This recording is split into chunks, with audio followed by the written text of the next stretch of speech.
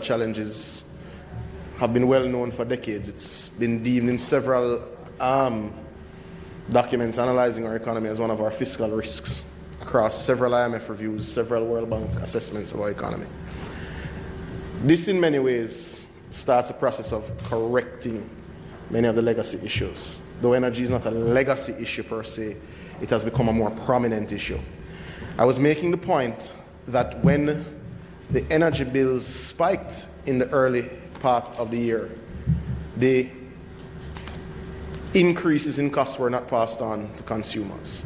What took the hit was projects that were projected to be done this year, which we're only now able to put to procurement as the prices have generally stabilized a little more in recent months. Sorry, Senator Samuda, just to welcome members of Prince Ames's delegation and of course our own speaker. Welcome, Madam Speaker.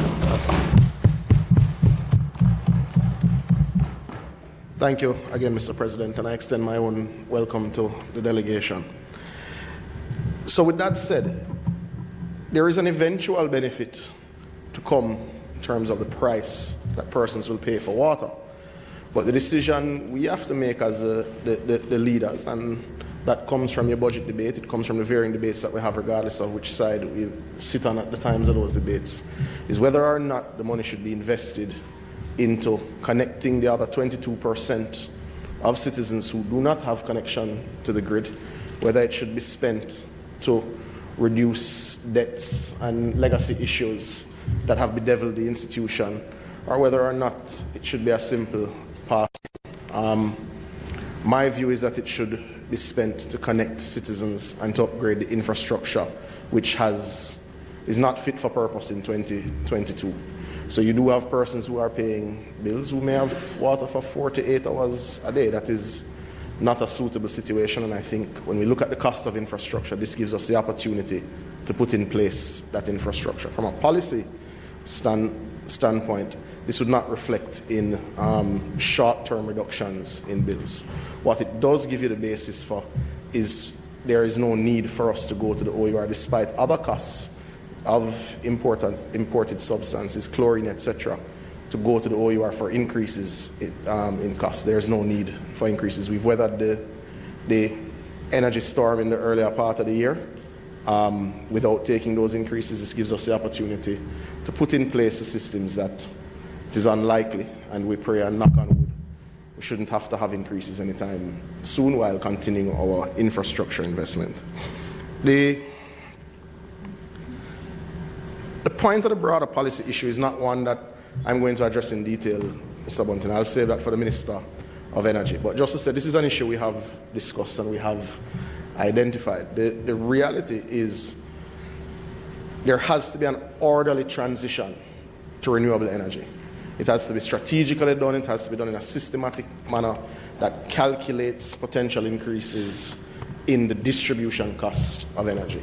And you have to almost out-invest and out-deploy renewables that give you cheaper energy faster than the increases in the distribution space to ensure that there's a net decrease in costs while ensuring that we're honoring our environmental and climate obligations globally, and ensuring that Jamaica is gradually becoming, with each percentage point of the national grid being from renewables, becoming a little more energy independent and a little less at risk every time there's global instability. So there are a number of reasons for this. There's the climate responsibilities that we have. There is the environmental responsibilities. But even long-term economic stability, it is absolutely important that we stabilize the price of energy and that there's some amount of predictability for citizens, for businesses, and for all stakeholders nationally. There is, Senator Hill, I believe, still some marginal growth with JPS, even with the larger customers coming off. Where will be interesting to see over time is as we start the process of transitioning the national fleet, certainly the nationally owned fleet, and private citizens start the process of transitioning to EVs, as it has become more competitive to look at that now, what that impact will be in terms of the growth and offtake from JPS. I think that's where there's some opportunity for stability as we transition in that space, or greater opportunity for transition. But to the larger point, Senator Bunting, there's only, though we are sure that we will have total savings above $1 billion. The 35 million was related to the Mona facility, and the mention of the 625 million is the average over the last 3 years in terms of energy costs. The $1 billion per month was a spike, so we certainly couldn't stomach that in a state of permanence. But I think generally when the rates are approved for the wheeling, we'd be happy to come back to this chamber and give the final numbers. But we are sure that this project will benefit the NWC with over $1 billion in energy savings, as well as in the areas that we would have mentioned by way of reduced evaporation and increased capacity. And that those have practical mitigation and adaptation benefits for us, but also financial benefits. So the truth is, with increased storage, drought will take a little longer to impact water supply when you're actually full. So I thank you, Mr. President. I don't know if there are additional questions from members. Sure. Thank you, Mr. President. Senator Fraser-Benz. Thank you, Mr. President. Thank you, Mr. President. Minister, I too believe that this project is in fact a very positive one and has significant contribution to be made in terms of us and the green economy. I am particularly pleased with the announcement that the base of which will be built by plastic produced here in Jamaica, because we all know the challenge that we have with plastics in the country. I, however, have some questions, and I want to start with the issue of solar. And I am quite aware that this speaks specific to the Mona Reservoir, but you will appreciate that we can't discuss the issue of solar without talking about the small man on the street. And I wondered, Minister, whether there is in fact any plan to assist every Jamaican to solarize their homes. And I say that against the background that on average, it takes anywhere between 2 million and perhaps 5, depending on the size of the home, to solarize your home. Just 2 months ago, I sought to get a quotation to solarize my home, and I was quite surprised at the cost to solarize my home. And I believe, Minister, that it is a public good.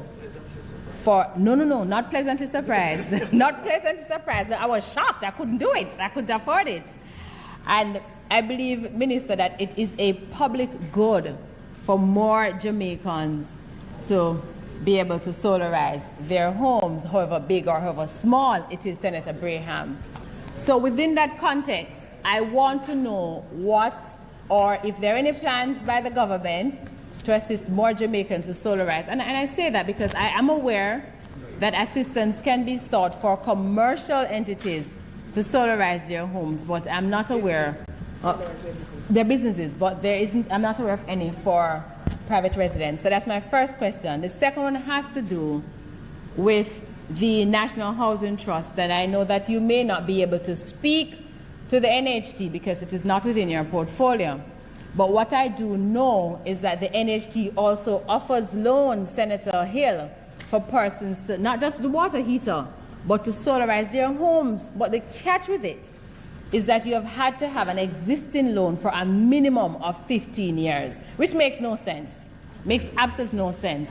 So I am recommending to the government to quickly, with all the other recommendations that I have been making over the last week, to quickly amend the policies of the NHT to incorporate lending to individuals to solarize their homes, notwithstanding the duration of their loan. In fact, I want to say that as part of our commitment to climate change and the green economy, and I've been using that term a lot today, Minister Samoud, and I know you like it, but on a serious note, the origin, exactly.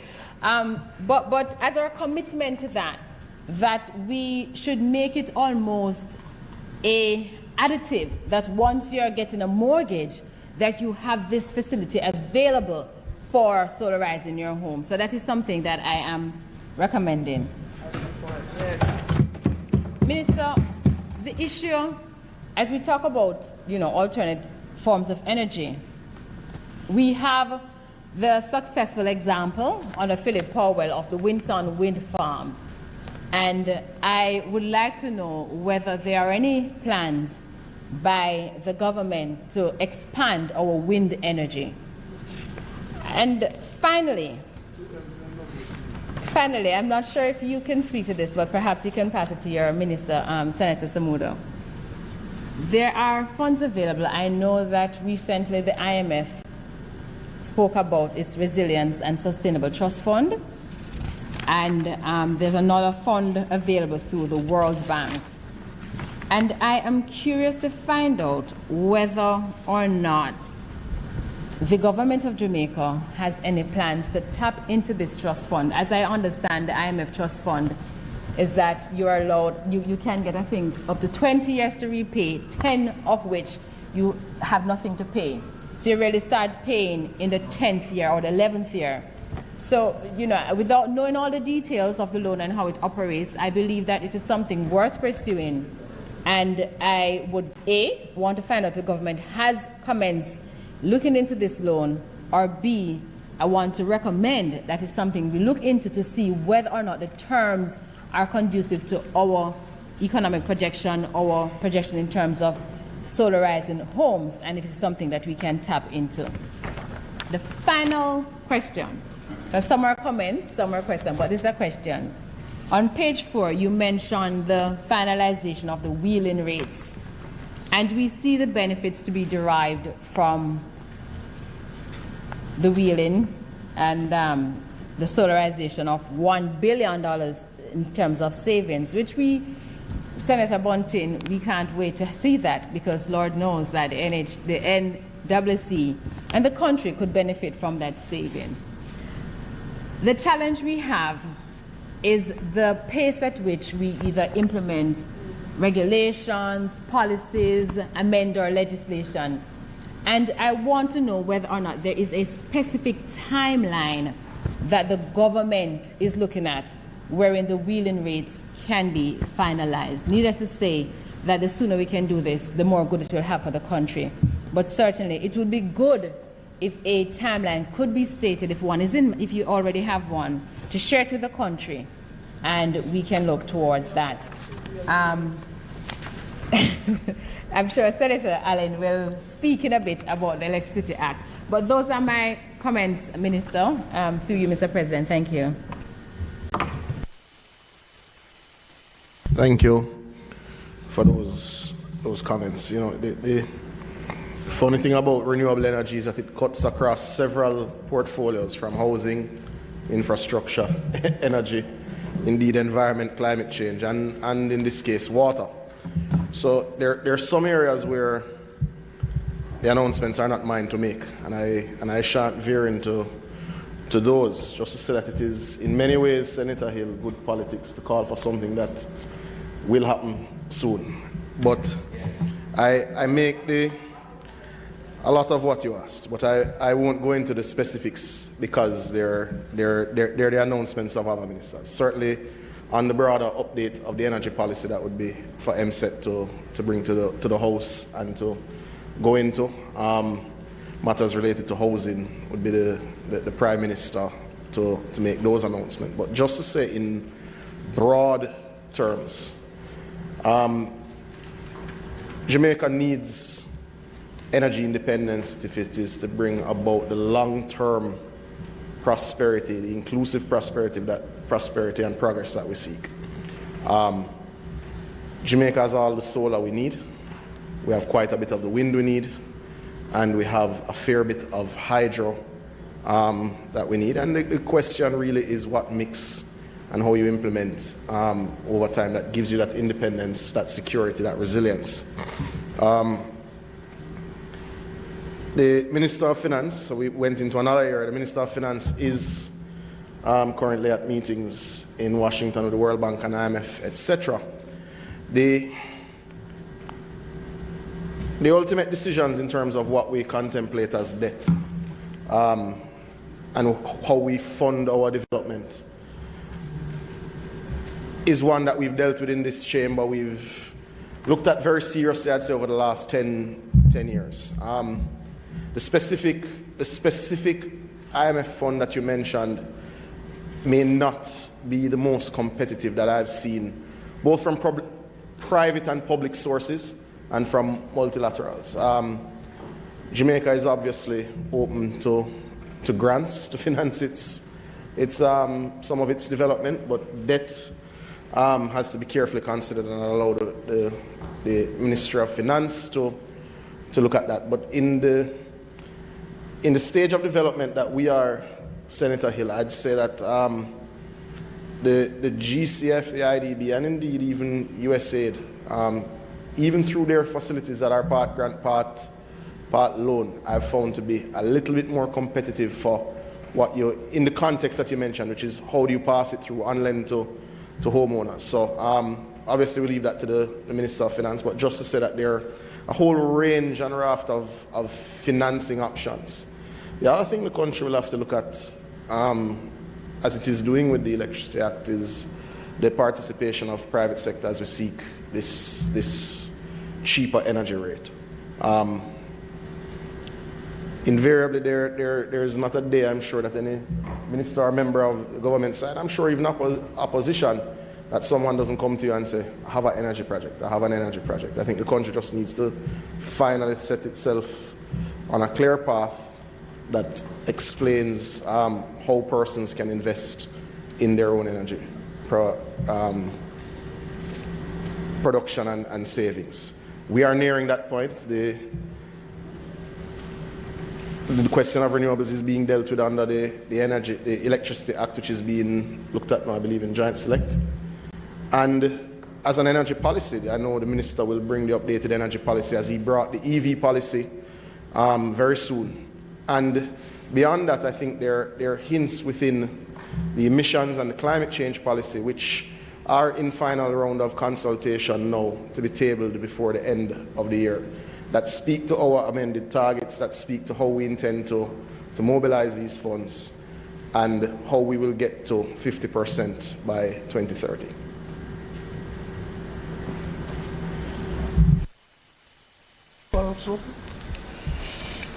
President. Senator Brown. Good.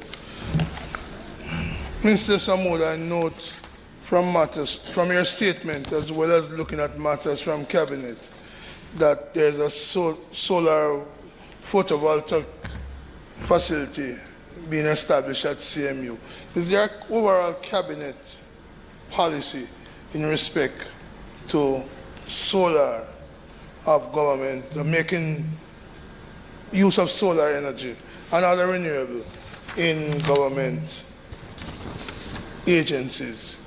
And that's one. And I'll raise the other question now that I thought about raising given the presence of our overseas delegation, but I nevertheless feel important, especially in current situation, about ownership of land, whether or not on page 2 in your statement, where the 25-year lease of 108 acres of water surface and 4 acres of lands, whether or not that agreement includes an option to purchase, because certainly I don't want my generation to come 25 years after to go demolishing because there was no option to purchase. And so I don't want my grandchildren to be called demolition man. So the question is there an option to purchase in these agreements? Because we haven't seen them. May it please you, Mr. President. The policy direction as it relates to solar energy, both for public sector, private sector assets, is contained in your energy policy, which is being updated now. There's also the green economy policy, which I would have been completed a couple of years ago, I think, under funding from the World Bank, that speaks to how we will mobilize solar. So in context, there isn't a cabinet document specific to solaring government buildings. There is a program, I believe, that was started in early 2016 that was around energy savings in public buildings, and that program is underway and has yielded significant savings. There is no option to purchase the land, and in the same way we're not in the business of demolition, we're also not in the business of facilitation, criminal capture of land. So we've gone through all of the process, we've gone through all of the processes necessary, all of the consultation. We have the non-objections from the Ministry of Finance, AG's Chambers, Ministry of Science, Energy and Technology, and all of the relevant bodies to ensure that this process followed the rules and the laws of the land. But there is no option to purchase at the end. I take it through you, Mr. President, that these contracts went through the normal procurement arrangement. And I'm very happy that you are not into the demolition only of poor people's houses, I would say.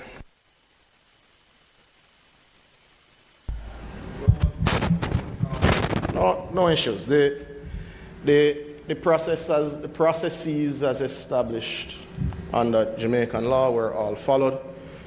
The process was perhaps even a little slower than we would have liked, as all of the relevant entities under the Ministry of Science, Energy and Technology, Ministry of Economic Growth and Job Creation, the Attorney General's Chambers and the Ministry of Finance were engaged at every step of the way. Yeah, Mr. President, with respect to the Minister, I don't think it's sufficient to say that Jamaican law was followed. We're talking about procurement. The member wants to know which procurement methodology outlined in the policy paper was used in this. Was it the Swiss challenge method, for example? That's what he's asking. The Jamaican government received an unsolicited proposal in 2017 for the lease of the surface of the dam to facilitate the energy production. That would have gone to Ministry of Science, Energy and Technology. After several rounds of review, it was determined that it was because of the asset being NWC's, that it was to be sent to NWC. Enterprise team was set up, I believe, chaired by DBJ, if I'm not mistaken, but definitely DBJ would have been on the enterprise team. NWC, they were the secretariat rather. And the process went through, I think, 3.5 years of negotiation after being sent over. Thank you, Mr. President. Just a quick question. The fact that I am a member of the Joint Select Committee with the review of the Electricity Act, and much of what was presented this morning, Minister, is predicated on the review of the Electricity Act. And I know you're not the minister with that responsibility, but it would be good if we could get some indication based on the urgency of the situation, the status of that, because it's a much delayed, very much delayed process, which we were promised by the minister would have restarted in September, and we are now heading towards the end of October. And as we all can accept, it's pretty critical to this and other, much of the work that you're undertaking. So, to be clear, the ability for NWC to wheel is already in Jamaican law. The ability to have a license applied for and granted in this manner exists in the current legislation. So those amendments, or rather what you're considering in the Joint Select Committee, really look at how we move much further faster and how we include more participants, certainly in the generation space for energy. As it relates to the Joint Select Committee, I'm not on that Joint Select Committee, so I don't have any visibility on why there are delays. But I do know that we're all very clear on the limitations of the Parliament and indeed the parliamentary process, because invariably it's the same staff doing all of the Joint Select Committees. I know the cyber crimes Joint Select Committee is still grinding through, and when you look at the schedule, I haven't seen much free time in the schedule recently, but I don't know the specific reason related to that, as I'm not on that committee. Thank you, Senator Allen. Senator... Are you aware that there are... Senator Morris? Okay, thank you very much, Mr. President. Sorry about that.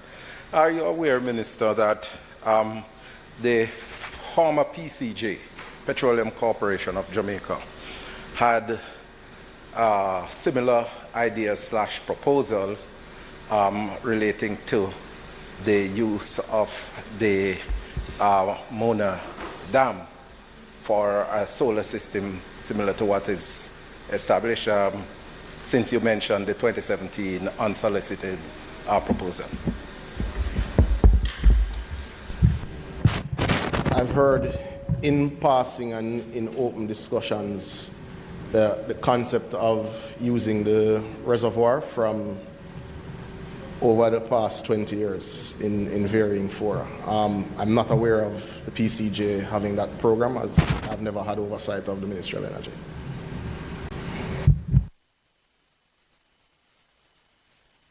Thank you very much. Thank you, members. I just want to explain to the delegation that they are not usually so well behaved, you know. Announcements. Laid on the table of the Senate today are the following: the Auditor General's Department review of the fiscal policy paper for the year 2022-2023 interim report, which was laid on the table. Members, I'm going to ask you to welcome His Imperial Majesty into the Senate.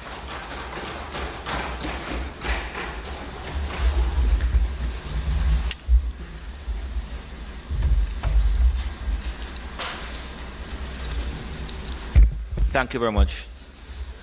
I welcome Minister Grange. You can continue, Madam Clerk, please.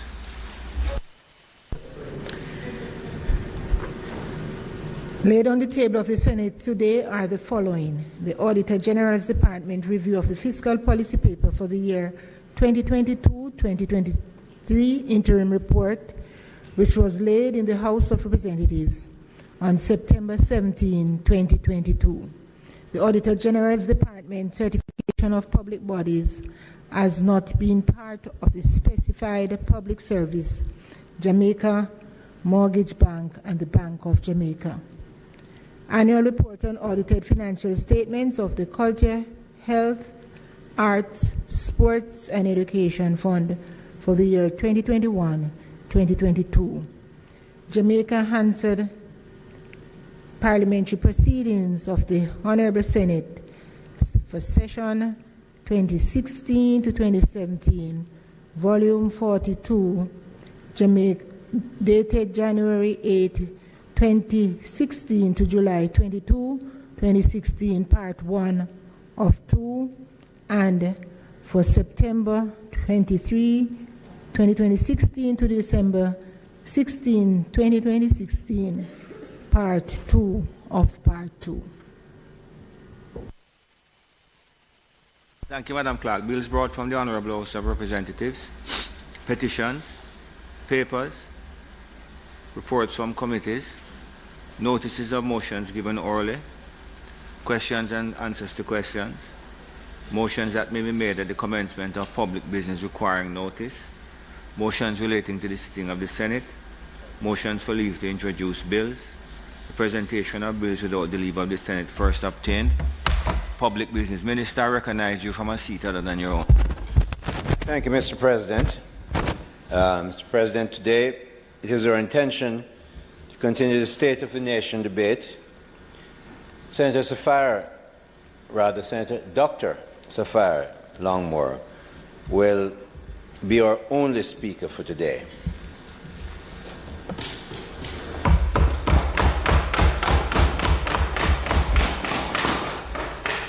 One minute, Senator Longmore. I'm just taking some instructions. Madam Clerk.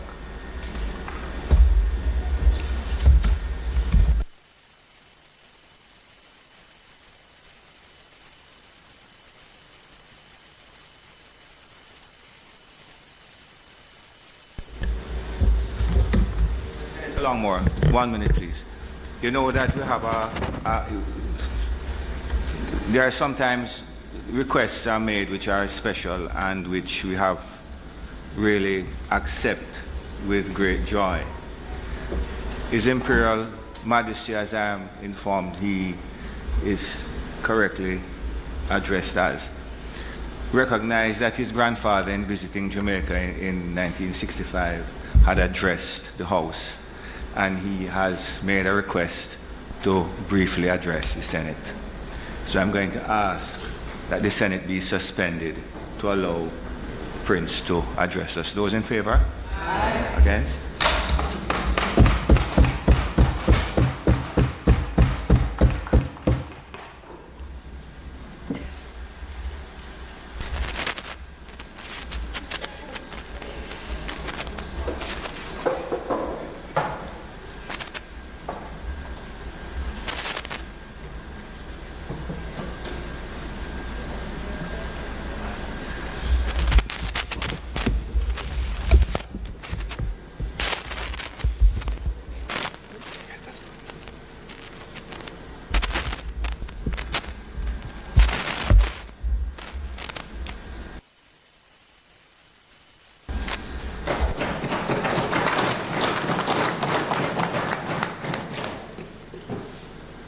Good morning, honorable members of Parliament.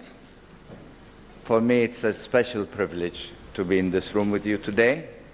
It's a room I've witnessed on video only during my grandfather's address to the nation. So I feel also part of that history. And I'm especially delighted that I've been invited to Jamaica by the government. I want to thank Minister Grange and all those who worked hard to make my visit possible. My wife, Princess Saba, who's not present with me, and my whole entire delegation wants to thank you all. And Jamaica is a vibrant democracy. Democracies evolve, and the Jamaican experiment of different peoples, one nation, is something that will resonate in any nation.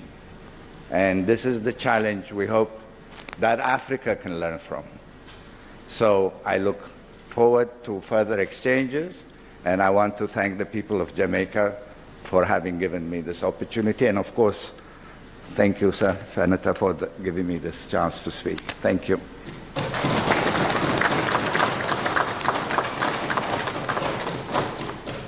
Thank you very much. You want to say something? Senator Hill, I'm going to invite you just to say a brief word, but not before the Senate resumes its sitting. The Honorable Senate now resumes its sitting. Senator Hill and Senator Bond. Mr. President, I am very pleased to be here today to see our visiting guest, the Prince, addressing us in Parliament, as his grandfather did so amazingly, historically well in 1966.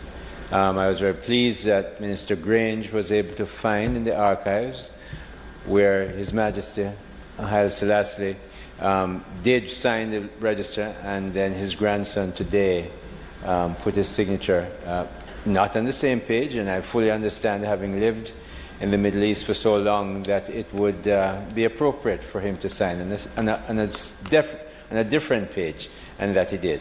We welcome you and your delegation. We're very pleased to have you in Jamaica. We have a very long and strong tie with Ethiopia, and we wish your country well, as you wish ours well. Welcome.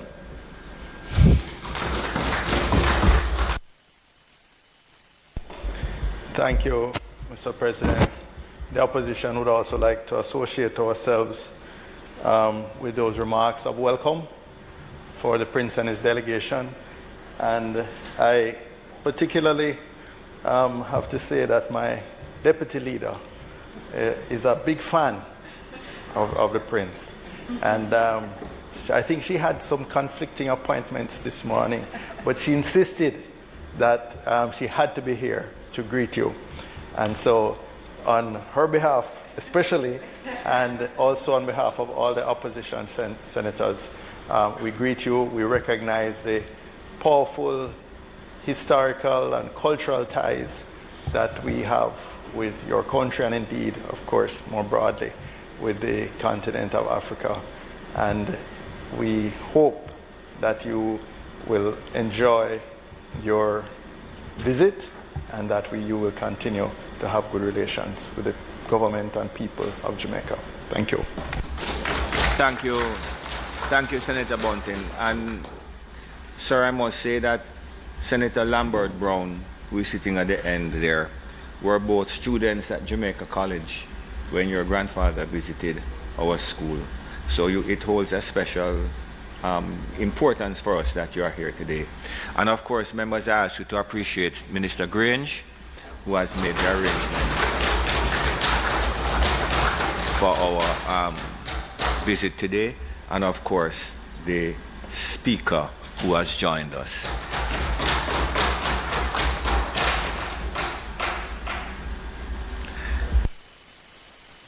I know exactly where I'm going. I welcome, of course, the delegation, which we have done before. But then there's former Senator. Would you stand, please? Barbara Hannah Blake. She was appointed to the Senate in 1983. 84. Well, if it were me, I would have put you there from 83. But welcome. Thank you for joining us, and I know this is an emotional time for you as well. Thank you very much. Senator Longmore.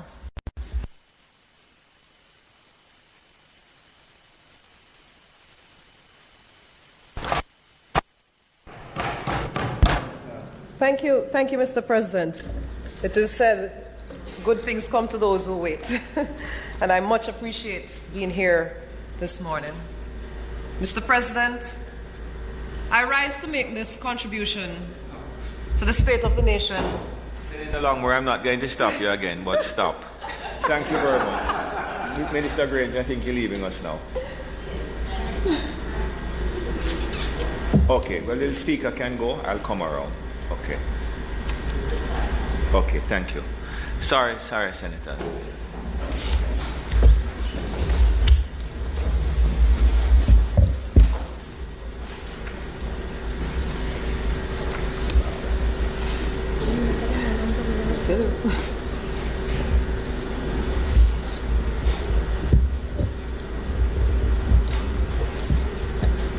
Like I said, I have to do all of those greetings again.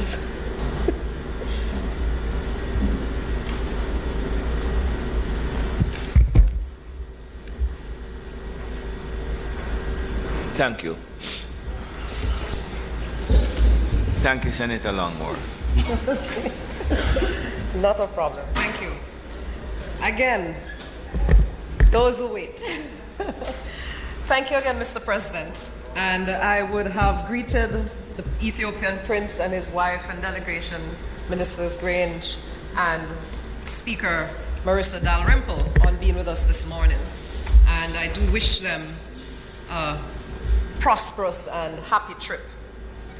Mr. President, I rise to make my contribution to the State of the Nation debate here in the Senate, in the upper house of Parliament. For our nation, Jamaica, the land we pledge our love and loyalty, so that this land, Jamaica, may under God increase in beauty, fellowship and prosperity, and play her part in advancing the welfare of the whole human race. Mr. President, undoubtedly there is something about this piece of rock that is Jamaica, and the impact that it's had on the world that is way beyond its weight. I must say thank you to the universe and the Almighty Creator for having me here today. I have to say thank you to my father, who is exemplary in his fatherhood and his care for me and my siblings. If the world had more fathers like him, we would have no problems. My mom, who is departed, but with me always, my brother, Chapman, my sister Genevieve, and my younger brother, Chase. My dear friends who are here with me to give me support. Judge Sahai Maxwell, Miss Christine King, Hadid, Mrs. Christine King, Mrs. Christine Straw Hadid. I'm mixing her up with another friend of mine with the same name. Yakelet Kruger, Matthew Golub. Mr. President, I bring attention to the strength that Jamaica has in terms of unifying people. The war in Ukraine is happening with Russia. And right there, sitting in the gallery, you have a Russian and a Ukraine who are here, have found themselves in Jamaica, just pulled, and are two of the best friends that I know personally at this time. And I send with them positive regard for a resolution of peace. Mr. President, we are here in 2022 under the 6th year of continuous administration by our Prime Minister, the Most Honorable Andrew Michael Holness, whom I thank for my reappointment to these chambers. Mr. President, I also must thank the staff. I forgot to thank the staff here in the chambers. Thank you. Led by Mrs. Valerie Curtis, who is newly appointed as our clerk officially. Mr. President, the Prime Minister and his team, at his right hand, Dr. Nigel Clark, has steered this country through very troubling times with this past COVID crisis and the financial crisis that was associated with it. Like other societies, COVID has unearthed issues that were simmering beneath the surface. It has acted to worsen what negatively pre-existed and has challenged our systems to cope and carry on. If nothing else, Mr. President, the COVID crisis has taught us the importance of healthcare in governance. And at the end of the day, good governance strives to provide good health for its people. That's the essence of it. And Mr. President, as a spokesperson for health in this upper house of Jamaica's Parliament, I'm going to take this opportunity to as best reflect on the improvement and the status of health of our people as is governed by this administration. What is specifically affecting the good governance of this country, Mr. President, of our people? We know we have a function in government that we are to care, to navigate our country through difficult times. Our country is seeing unemployment rates at the lowest it has ever been in decades. We're seeing growth in our economy when others are shrinking or have shrunk. New and emerging growth in agriculture. Tourism that is setting global standards and the pace for others to try and follow. Our people are individually striving and succeeding. Still, we have a scourge that cuts us at our knees as we aim for the destiny that is our prosperity. There's a disconnect, there seems to be, Mr. President, between the land that tourists enjoy and the land that our citizens traverse. That disconnect, Mr. President, that scourge is crime and violence. Now, can we agree that violence is unhealthy? Can we also then agree that a violent society is one that reflects ill health? Might we further assume that a healthy society would be minimally violent? As I reflect on the state of healthcare of our nation, time has come for me in my many capacities. Time has come for me in my many capacities that I hold to truly reflect on the context of health and the sickness amongst us. What are its causes? What are its manifestations? But most importantly, what are its solutions? Time comes, Mr. President, that we seek to solve the sickness of violence that we see that is such a malady that needs remedying. Let us step away from the projections of doom and gloom in our country. If we have a problem that we think is unsurmountable, if we think of it practically in a positive way, we can overcome. Trust me, I can vouch for this. A positive outlook is foremost in overcoming any problem in life. And so, Mr. President, my prescription includes positive projection and how we look at solving this problem. So, as any doctor, I reflect on it in terms of its constituents. Health. If violence is unhealthy, then let us break it down. When I was at medical school, I was taught there are 4 dimensions to health: our physical health, our mental health, our social health, and our spiritual health. Now, let us further expand that and appreciate that illness can be physically, mentally, socially, and spiritually. And violence is indeed manifestations of such illness. We recognize that it is physically unhealthy in the costs associated with the management of the physical effects of violence. The hospital bills will tell you that. We also know the mental costs of violence and clearly the social costs. So our solutions must be stemmed around this. But Mr. President, what of the spiritual costs? Dare I say that is most damaging, because it is what causes us to feel disheartened and despondent, to make us no longer want to watch the news. It undoubtedly contributes to our young, bright minds that feel that they no longer have the will to stick with it in Jamaica. And when I go and reflect and zone in on our spiritual health, if you reflect on it, physical, mental, social, and spiritual, of all 4, most paramount to the human success is their spiritual health. Why? Because it is what determines what you want to be physically. It is what determines your mental well-being. It is what determines your social interactions. If you don't have that, all else is broken. Mr. President, the 4th aspect that I mentioned, and let me realistically recognize that unfortunately in Jamaica there is a taboo around our spirituality.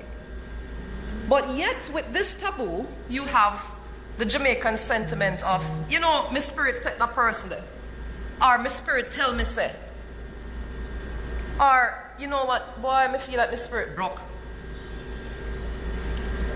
We need to shed light on what this is. And in my mind, our spiritual health is our sense of self, our sense of value, our sense of who we are. And in gaining this sense of self and value, you gain a sense and value for the other individual. You recognize you have a unique role to play. And in so doing, you recognize the role that the other individual plays. And Mr. President, I know people say, so what's up? What is the difference between that and mental health? Our mental health deals with our emotions, happy and sad. Our behavior, aggressive, calm. Our thinking, our cognition, our executive functions. Our spiritual health is our sense of well-being, our sense of value for your unique purpose. And so, Mr. President, for me, it is the most important aspect of our health. And why am I speaking on this? The scourge, Mr. President, crime and violence that is affecting us. We are all exploring and trying to figure out what are the solutions to crime and violence. The fact is that we have a generational predisposition to crime and violence. When we reflect, and it is so ironic that the Ethiopian prince was in these chambers this morning, I honestly wish he had stayed to hear a little bit of what I have to say. Because when we explore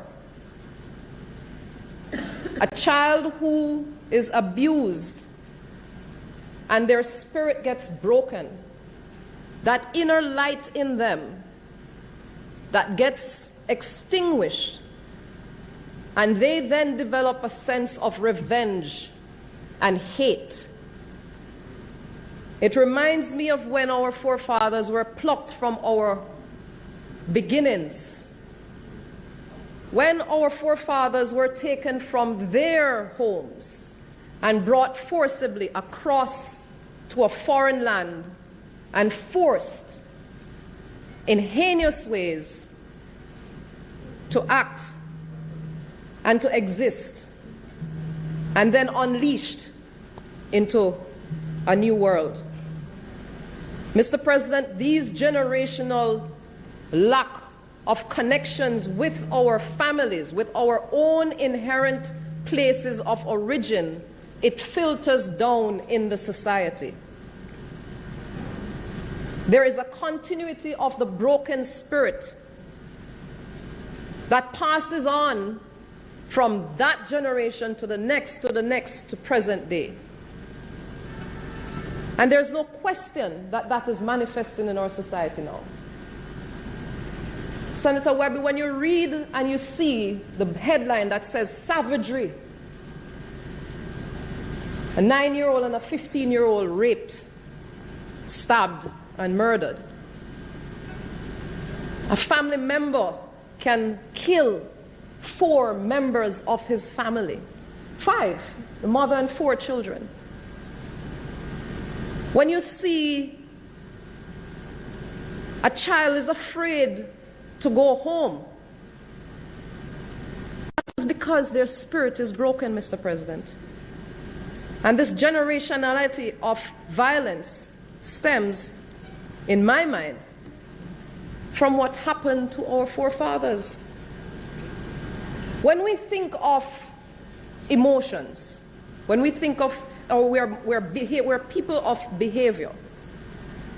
You act, your behavior is determined by your emotions. In reality, there are only 2 real emotions: love and hate. Every emotion is a variation between love and hate. And in those days of colonization, we were taught to hate. We were taught the punitive approach as the way to interact with each other. We were steered away from caring and love, and that passed on. Yes, one great solution is education, because with education, you learn that there is better for you out there. And that is why education is so critical for us. And so, Mr. President, I cannot, in my capacity and my professional training, recognize this significant ill health amongst our people and not suggest solutions. And these solutions are not easy. There is absolutely no question that our Prime Minister cares about Jamaica. Absolutely none whatsoever. Not a single one of us in this chamber is motivated against the development of Jamaica. Not a single one of us. The Prime Minister has had to, and we in here has had to impose states of emergencies because they were necessary. In my mind, they were necessary. There was no question. You had people dying. The communities that these emergencies, these states of emergencies were implemented in, They were relieved. But I am also the first to admit that this is not, and it is not, the primary solution or the only solution. As any clinician, when you see a problem, you have to think of all aspects of treating that person. I'm a holistic practitioner. And so we have to look at it holistically. And you have to recognize the social interventions that are being put in place. But Mr. President, I go back to the manifestations of hate. And Mr. President, I might sound really kumbaya when I say this, but what is the opposite of hate? Love. Love. Love is the answer. Love is the answer. And it might sound really very utopian, but it is not. There's a reason Bob Marley. Can you imagine that at the turn of the millennium, they sent a capsule out in space, launched it out there. And you know the song that was there? One Love. That means that any other species in the universe interacts with Earth. This little Jamaica is what is going to make that connection. One love. Time come for us to reflect one love. Time come for us to reflect one love in our solutions. Mr. President. That's a better time come. Well, as always, we improve on things. Mr. President, let us start where the most obvious solution, where it is most obvious that solutions are needed. Right now, in our face, in our schools. There is no question that this is in the forefront of every citizen's mind in this country. When we consider the state of our nation, we are seeing acts of violence that are unimaginable that COVID-19 has served to amplify. The adverse childhood experiences, Mr. President, the ACEs, these are the realities of some of our children. And they have to go to school with it.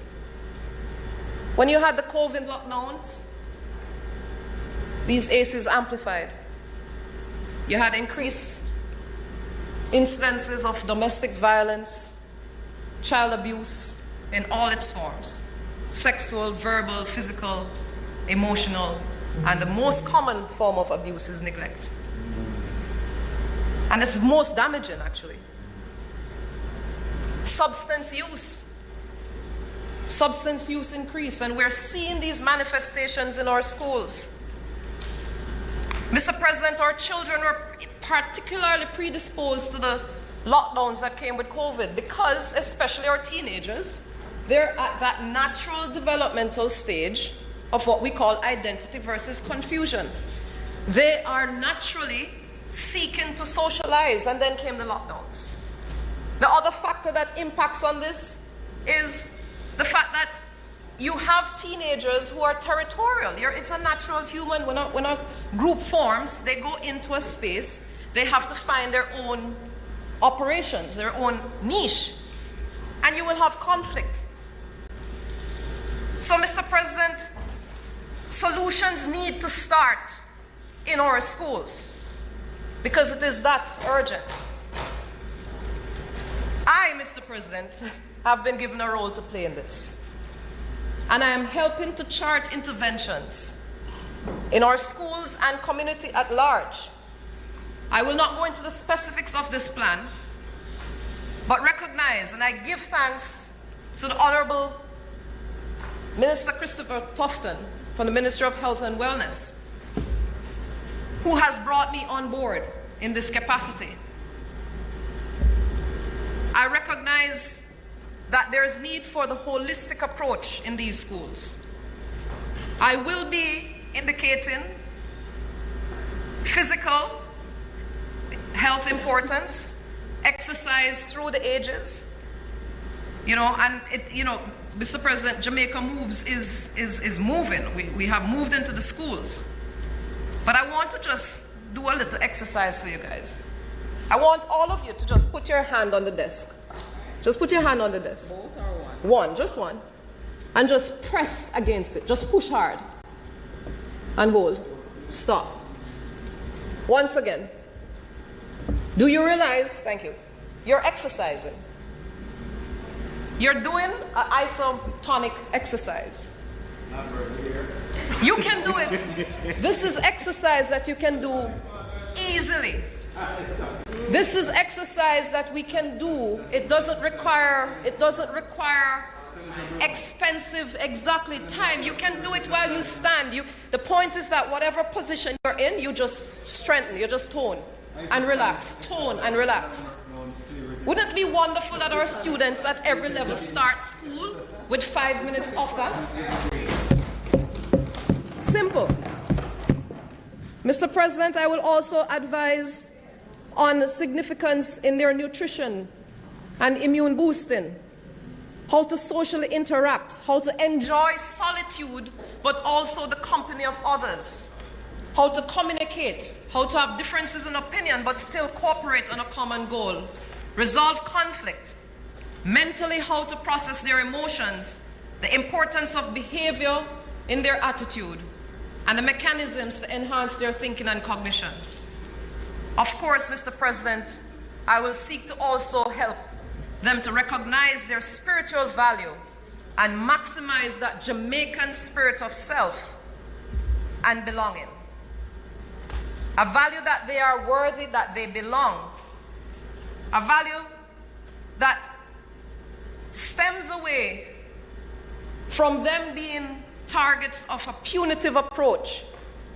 If they turn up to school in the wrong uniform or the wrong hairstyle, they're not going to be turned away. That is counterproductive.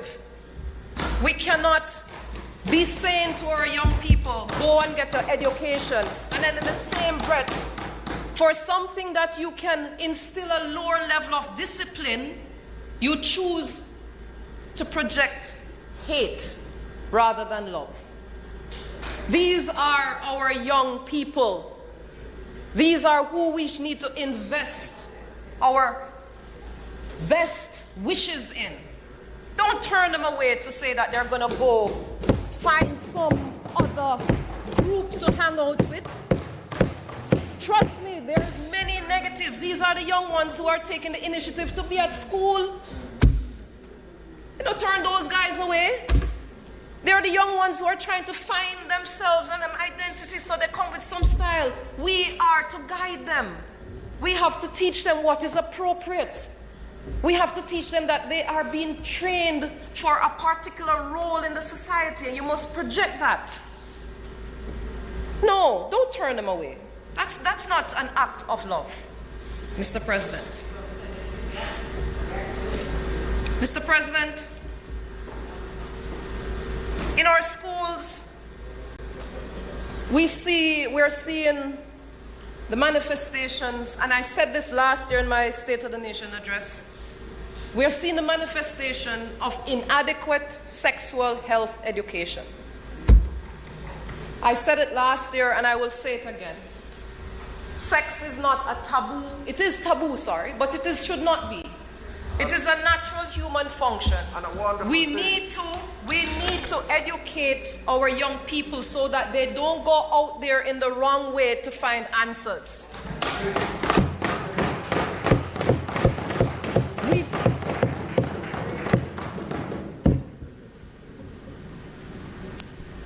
All right, you guys clap hard on that one, so I don't have to say anymore. Mr. President, solutions at the community level. Mr. President, I would love to see us bringing back the community spirit in our communities. Where we have creative culture, fun and enjoyment.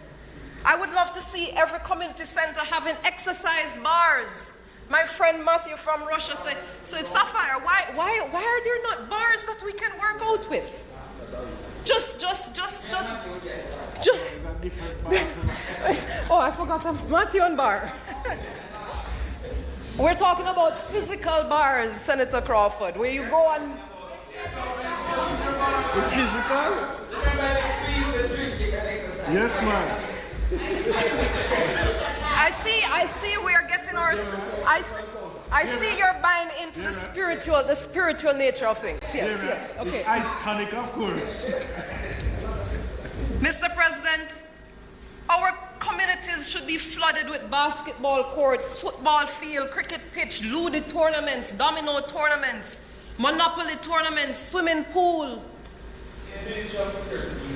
crochet and dressmaking classes, cooking and art classes that are directed, homework centers, ways of integrating our young persons with our elderly population, so that you have a generational connection and communication, that our elder people feel valued and are recognized for the worth that they play. This is what we have lost in that generational damage that was done, Mr. President. We need to bring it back. Bring back the love, Senator Allen.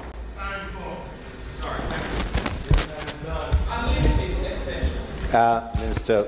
President, oh, sorry, it's not 1:20. Your turn.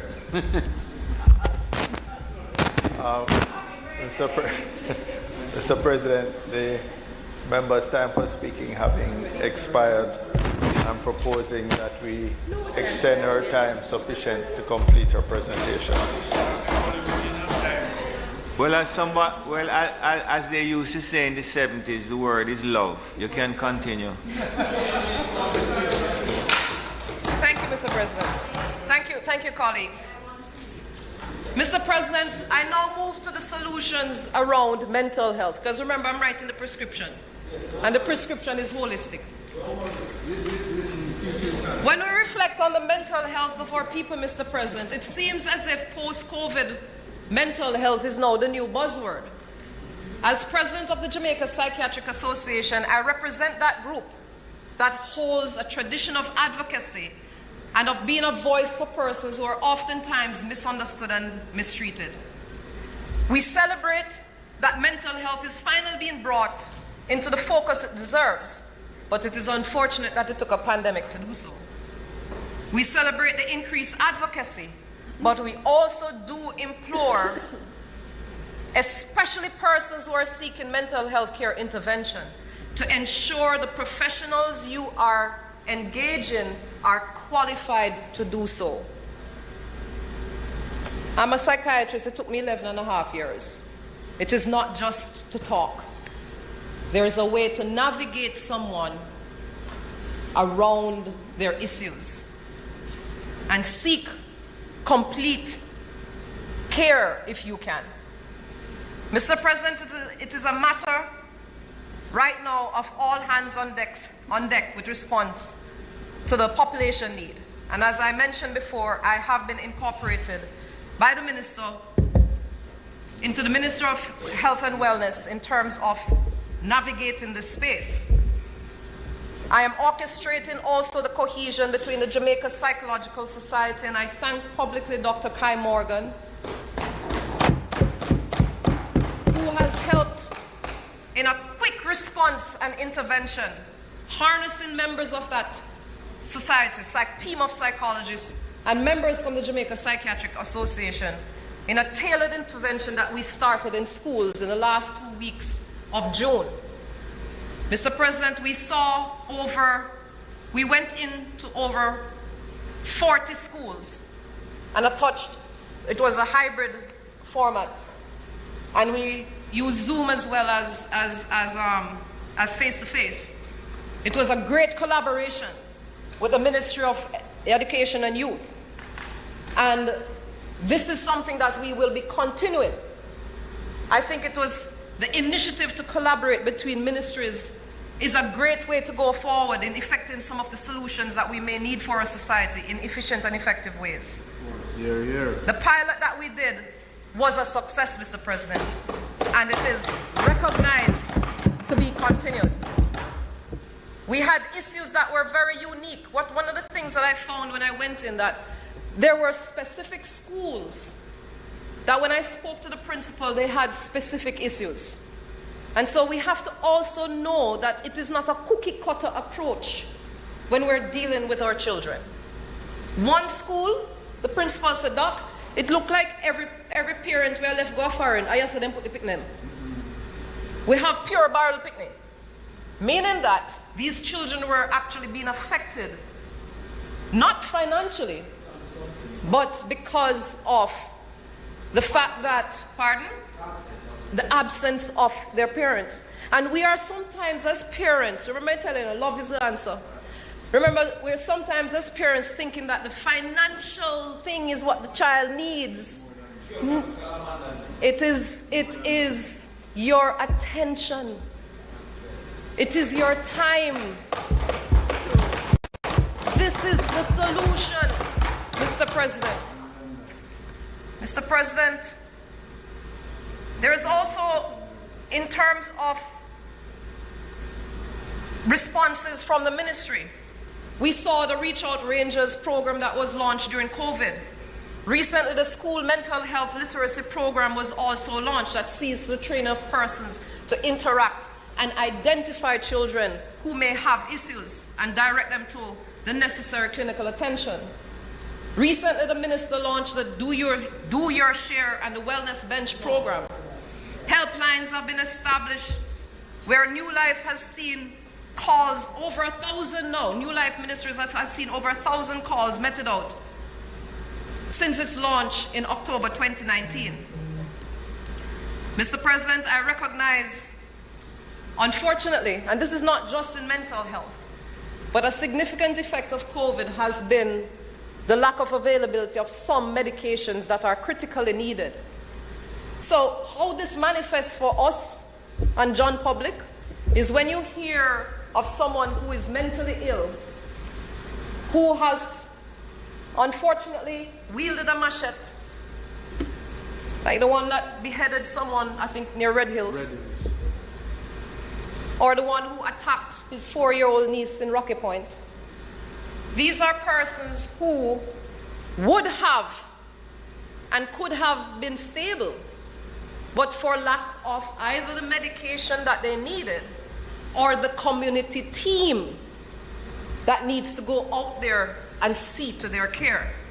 And could I have table? Well, again, I projected this table when we were doing the appropriations bill, but this table I bring again that reflects the pyramid of the staffing that is needed for a mental health team and the gross deficit that we are working with, Mr. President.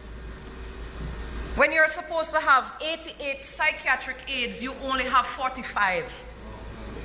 When you're supposed to have 22 mental health nurses, you only have 8. It's all there. When you're supposed to have 2 occupational therapists, you have 0. And it is not, it's not, I'm a psychiatrist. Psychiatrists, we carry weight. It's the, pardon? This table, if you could see it, it actually has the and the patients that are seen, the categories of staff, the psychiatrists, the psychologists, the psychiatric aides, social workers. And every category except psychiatric aides in the Northeast region is below what it should be. No wonder we are seeing what we're seeing. No wonder. So we must address this. And I know, and let me say this, that I know that the highest level that is responsible recognizes this need, Mr. President. And we are waiting patiently because we have been told that intervention will come. And I'm looking forward to that, Mr. President. So I say to my colleagues, please, let us be patient. Because with this increased sensitization that we're having about mental health issues, these demands will even increase more. Mr. President, The other, and we're in this chamber, critical thing around mental health is the need for us to review our Mental Health Act. Yes. That Mental Health Act is implicated in so many pieces of our legislation. We're coming from where it was drafted in 1997, where it was based at that time an amendment from the old Lunatic Act. And it was done in a custodial manner. We need to see the amendment that reflects basic human rights and the community treatment of patients with mental illnesses.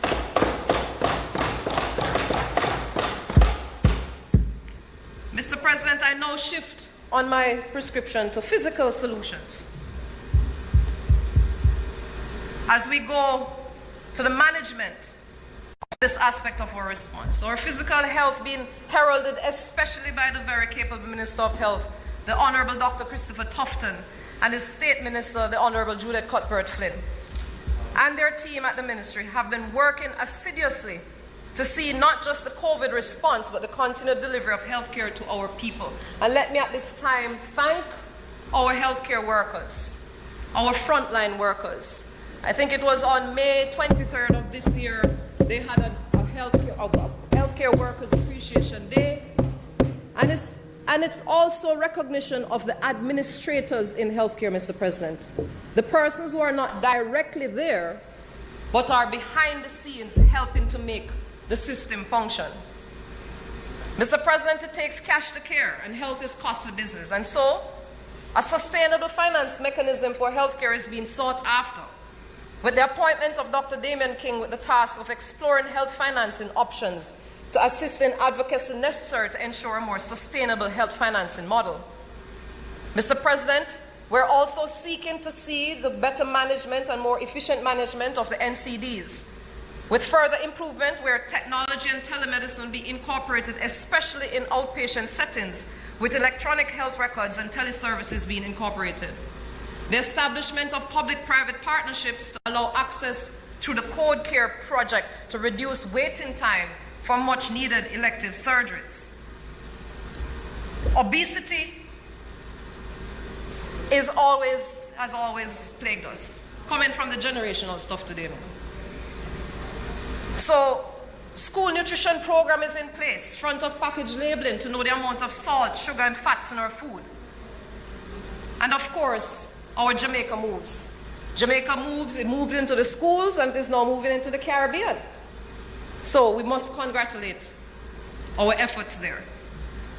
Mr. President, technology is being incorporated in our health system to see where we see the upgrade and networking of telehealth services to over 130 health centers, including telemedicine electronic records. With respect to infrastructure, in 2019, the CAPEX 5-year plan, which is the most significant investment in health infrastructure since independence, was committed to by this government, where over $5 billion is going to the Cornwall Regional Rehabilitation Program, which is now in phase 2B of its execution. A 250-bed Western Children and Adolescent Hospital has been. It is love, Senator Fraser-Bin. We're not going to turn away from something that is positive. We must have contribution from your side also. Love it, yes. The UE infrastructure expansion, the most significant in over 50 years. I am particularly glad for this one. This is where I work. And this will see the inclusion of a six-story tower that will include an adolescent psychiatric facility, surgical and interventional diagnostics, along with trauma and urgent care services.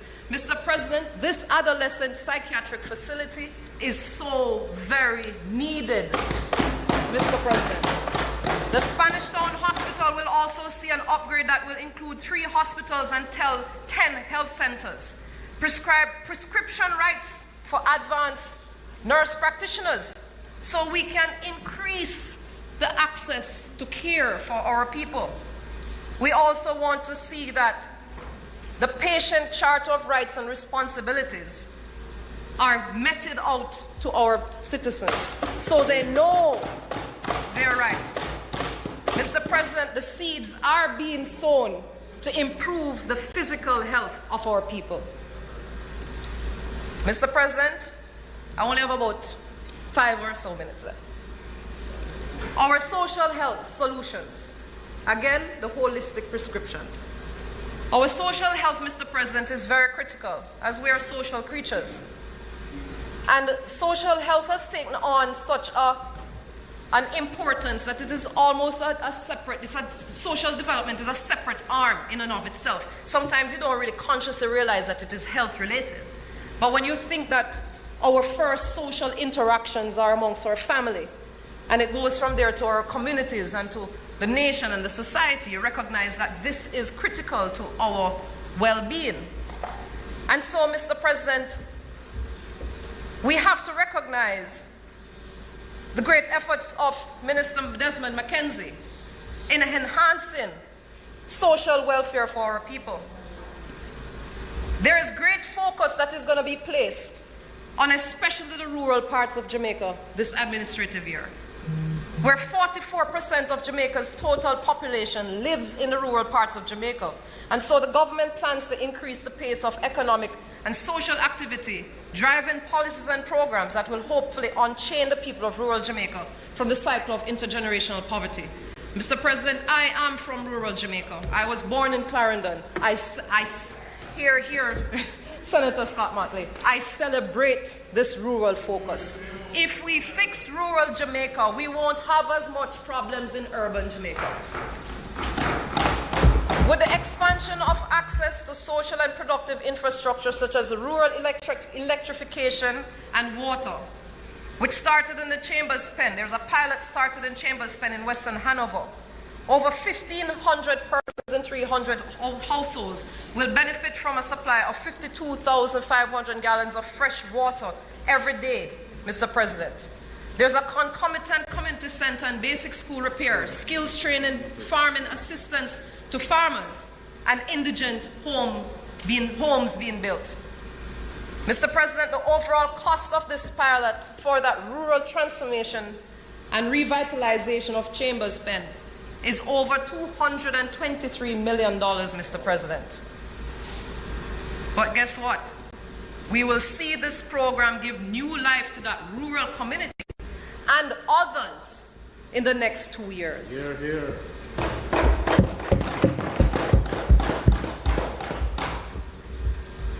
We see, Mr. President, where Minister McKenzie also saw to the start of the construction for Kingston Transitional Facility, which will assist in the caring of our homeless population in the corporate area. And recently, Mr. President, I was so happy to see it, that our homeless individuals will be getting skills training and certification. Absolutely fantastic. Night shelters of rest and care for our homeless population beginning in St. Thomas this financial year. And it is the intention of his ministry to build out night shelters to every parish over the next 2 years. Mr. President, I have to celebrate the 50 new garbage trucks that are on their way. Let us clean up our physical space. And at this point, I will also say, I celebrate the move by the Broadcasting Corporation in putting a restriction on some of the content of our music, Mr. President. And you know, when I heard that there was a comparison being made to Bob Marley's I Shot the Sheriff, Mr. President, Bob Marley sung that song as a way of motivating one person to stand up for themselves. It is a song of strength. It is a song of identity. The song about Ensure and the M16 does not do that. And this argument about creative freedom, where there is a price to pay that we must recognize. And if we are going to clean up this society, we need to take a stand. We need to say our children are more important than the lyrics that are associated with what is bad. Mr. President, so I celebrated. No, it is a love speech because I want love in my music. I don't want hate. Mr. President, in closing, I will say again, time come for us to stop projecting hate amongst our people. Time come for us to live and project what Bob Marley gave to the rest of the world, one love. This is a song, as I said, that was chosen to traverse the universe on our behalf from little Jamaica. And yet, we project so much hate to each other. Mr. President, I reflect again on what COVID taught us and the reflection between between health, likewise, and governance. We in this chamber play the role of parents to the people that we govern. We are here to provide guidance. We're here to provide protection, to see to the needs, to have foresight when danger is coming and put in the mechanisms. We're here to discipline, but not necessarily in the drastic manners that we are so ingrained in by our history. We need to recognize, Mr. President, we also have another role to play for our people. That, as we as parents in here do, we seek to see to our children's happiness. And how does a child demonstrate happiness and engage in happiness? It is quite simple, Mr. President. They play. They play. And when you think about it, when you play, you engage all four aspects of health. You're physically engaged, you're mentally engaged, you're socially engaged, and you're spiritually engaged. And so, Mr. President, a key solution, I think, coming from this chamber of government is that we seek to enable play amongst our people. We seek to enable our people to play as families, as communities, as a nation. That is why the Grand Gala was so fantastic. That's why the Grand Gala was so great. It stirred the Jamaican spirit. It stirred the Jamaican spirit. Right? Mr. President, could I get the other photo, please? Could I get the other slide? Could I get the other slide, please? Right? Yes, Mr. President. And so, as we consider solutions to crime and violence. Sorry, Senator Fraser-Binns, this is most unlike you. Would you allow the speaker to reach her crescendo in silence?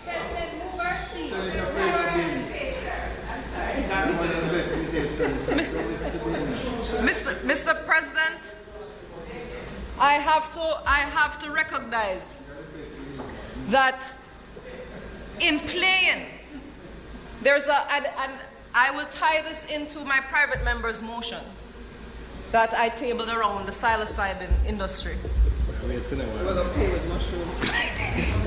No, hold on. No, that is it. That is it. Senator Brown wasn't here when you tabled it, he said to repeat it.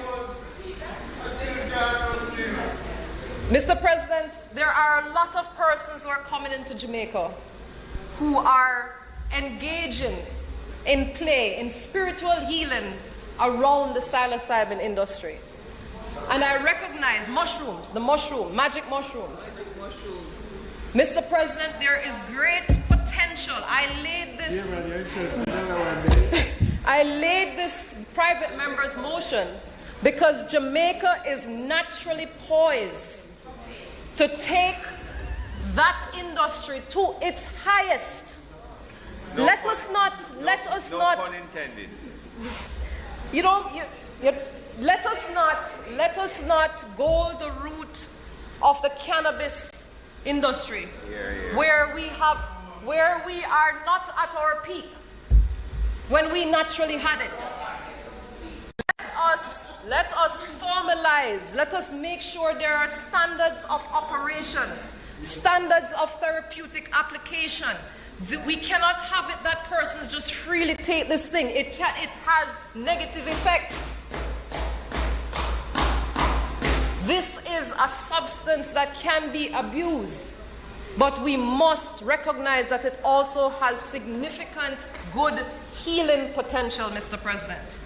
And so, the reason I triggered on play was that there are a lot of foreigners who are coming in with monies to play in Jamaica for that reason. There's a huge potential of spiritual health as a tourist product, and we must seek to develop this. Mr. President, I call now for this last photo. And Senator Morris, I heard you lamenting about family. This was when I opened the State of the Nation presentation in 2016, when I was first appointed to the Senate. And it says, Senator Longmore calls to Jamaicans to reinforce morality, family, and community spirit. It's the same thing I am saying now, but I'm going to take it to another level. I am going to take it to another level. Senator Fraser-Binns' perspective and positive projections, please.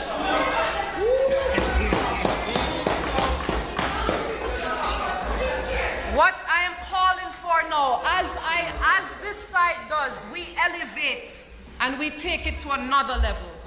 What I am presently calling for, Mr. President, is for us to put legislative teeth behind our advocacy for family.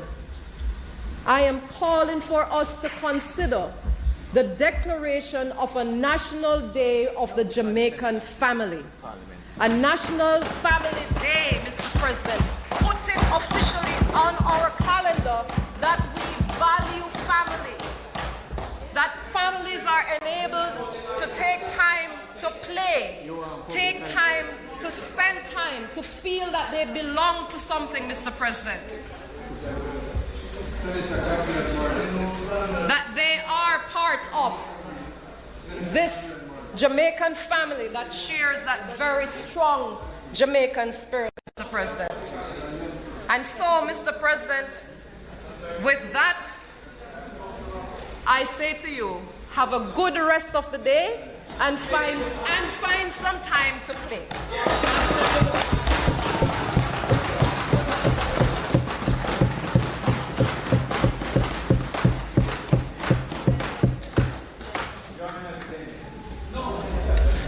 Thank you very, very much, Senator Safar Longmore. Much appreciated.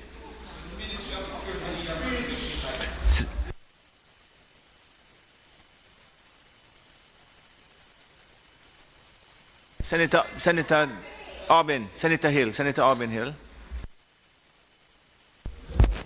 Mr. President, it is not contemplated. So we're going to move to suspend the State of the Nation debate. Yes, for another sitting. And yeah. Okay. The question is that the State of the Nation debate be suspended for a date to be fixed. Those in favour? Thank you. Thank you, Minister. Finish. Mr. President, it is not contemplated for us to do any further business today. I therefore ask that the Senate adjourn for a date to be fixed.